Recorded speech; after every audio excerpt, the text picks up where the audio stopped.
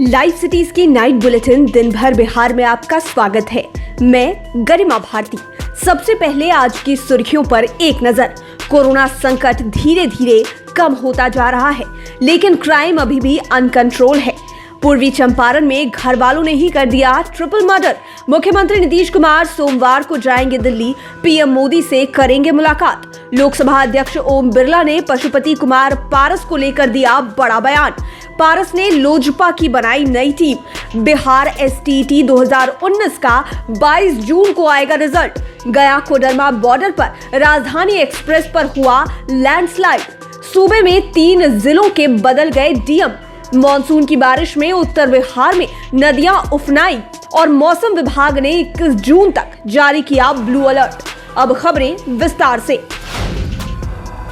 बिहार में कोरोना संकट धीरे धीरे कम होता जा रहा है, लेकिन क्राइम अभी भी अनकंट्रोल है। ताजा मामला पूर्वी चंपारण के मधुबन थाने का है। वहां घर वालों ने ही ट्रिपल मर्डर कर दिया। हत्यारों के मां के साथ उनके 2 मासूम बच्चों को मारने के समय हाथ भी नहीं कांपे। ट्रिपल मर्डर की इस वारदात ने इलाके में कोहराम मचा दिया है। बहुआरा भान गांव में उस समय अफरा तफरी मच गई जब एक कमरे से बोरे में बंद 3 शव को पुलिस ने बरामद किया। मृतकों की पहचान धर्मशीला देवी और उनके 5 वर्षीय पुत्र हिमांशु कुमार और 10 वर्षीय पुत्री काजल कुमारी के रूप में हुई है। मुख्यमंत्री नीतीश कुमार सोमवार को दिल्ली जा सकते हैं। सूत्रों से मिल रही जानकारी के अनुसार दिल्ली दौरे के क्रम में वे प्रधानमंत्री नरेंद्र मोदी से मुलाकात करेंगे। मुख्यमंत्री नीतीश कुमार की केंद्रीय कैबिनेट और लोजपा के ताजा हालात पर प्रधानमंत्री नरेंद्र मोदी से चर्चा होने की उम्मीद है। बताया जाता है कि जेडीयू की केंद्रीय कैबिनेट में कितनी हिस्सेदारी होगी, इस पर भी मंथन हो सकता है। साथ ही लोजपा के ताजा हालात पर भी बातें होने की उम्मीद है।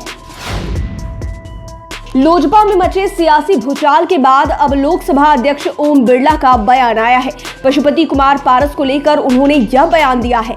इससे लोकसभा में नेता पद को लेकर उठे विवाद पर भी विराम लग गया है। इसके साथ ही चिराग पासवान को भी 2 टूक जवाब मिल गया है। ओम बिरला ने कहा कि लोजपा का मामला दल बल का मामला नहीं है, बल्कि यह संसदीय दल के नेता के चुनाव का मामला है। सांसदों ने संसदीय दल की बैठक की और इसकी कार्यवाही लोकसभा सचिवालय को सौंपी।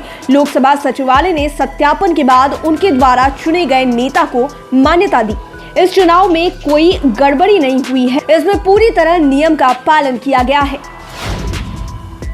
पारस गुट लोजपा के राष्ट्रीय अध्यक्ष पशुपति कुमार पारस ने आज अपनी नई टीम बनाई। नई कार्यकारिणी की टीम में चौधरी महबूब अली कैसर, वीना देवी और सुनीता शर्मा को राष्ट्रीय उपाध्यक्ष की जिम्मेवारी दी गई, जबकि चंदन सिंह, प्रिंस राज, रामजीत सिंह और संजय सराफ को राष्ट्रीय महासचिव बनाया गया। संजय सराफ को राष्ट्रीय प्रवक्ता की भी जिम्मेदारी दी गई है। इसके साथ ही विनोद नागर को राष्ट्रीय कोषाध्यक्ष बनाया गया है। इन्हें भी राष्ट्रीय प्रवक्ता बना दिया गया है। अब देखना है कि इसके जवाब में चिराग पासवान अब क्या रुख इख्तियार करते हैं। दोनों गुट कल ही चुनाव आयोग पहुंचे थे। चुनाव आयोग के फैसले के बाद ही पता चलेगा कि लोजपा का असली मालिक कौन है।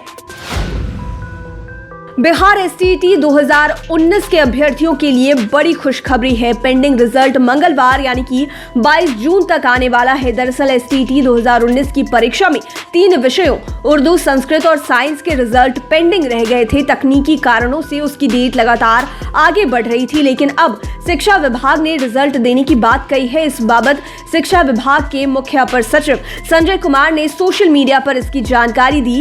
इससे एसटीटी के अभ्यर्थियों में उत्साह है। अब वे नियोजित शिक्षकों की बहाली में भाग ले सकेंगे। गया कोडरमा रेलखंड पर आज उस समय अफरा तफरी मच गई जब राजधानी एक्सप्रेस पर चट्टान गिर गई। ट्रेन में सवार लोगों के बीच दहशत का माहौल हो गया। यात्री भगवान भगवान करने लगे। यह हादसा नई दिल्ली से रांची आ रही राजधानी एक्सप्रेस के साथ हुआ।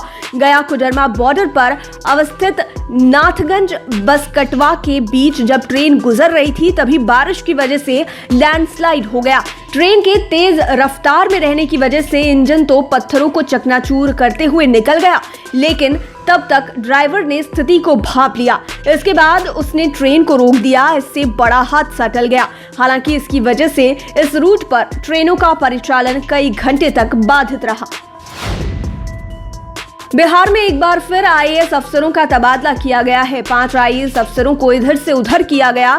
3 जिलों के डीएम बदल गए। इस बाबत सामान्य प्रशासन विभाग की ओर से अधिसूचना भी जारी कर दी गई है। सीतामढ़ी के डीएम अभिलाषा शर्मा को वित्त विभाग में संयुक्त सचिव के पद पर तबादला कर दिया गया है। उनकी जगह आईएएस सुनील कुमार यादव को सीतामढ़ी का डीएम बनाया गया है। इसी तरह हिमांशु कुमार राय को जहानाबाद तथा नवीन कुमार को मुंगेर का डीएम बनाया गया है। मुंगेर की डीएम रचना पाटिल को सामान्य प्रशासन विभाग में अपर सचिव बना दिया गया है, जबकि जहानाबाद के डीएम को मुंगेर भेज दिया गया है। कोरोना संक्रमण के बीच अब राज्य में बाढ़ जान पर आफत के रूप में सामने आई है। नेपाल समेत चंपारण के इलाके में बारिश होने की वजह से उत्तर बिहार में नदियां उफना गई हैं। गोपालगंज में गंडक नदी का कहर कुछ इस कदर बरपा है कि लोगों के लिए अपनी जान की सुरक्षा पर ही संकट खड़ा हो गया है।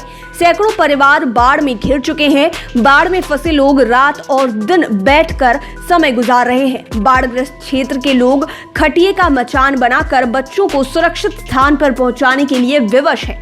गंडक, बागमती, कोसी के साथ ही गंगा में भी अब जलस्तर बढ़ने लगा है। इससे लोग दहशत में जी रहे हैं। सारण में देखते ही देखते गंगा की लहरों में नाव समा गई। डोरीगंज दफ्तरपुर घाट पर यह हादसा हुआ। नाव पर बालू लदा हुआ था। नाव डूबता देख उस पर सवार दर्जनों लोगों ने पानी में छलांग लगा दी। नाविकों की मदद से लोगों को बचाया गया। दरअसल सभी नदियों का जलस्तर बढ़ चुका है। सोन नदी में उफान के कारण नाव असंतुलित हो गई और तेज लहरों में समा गई।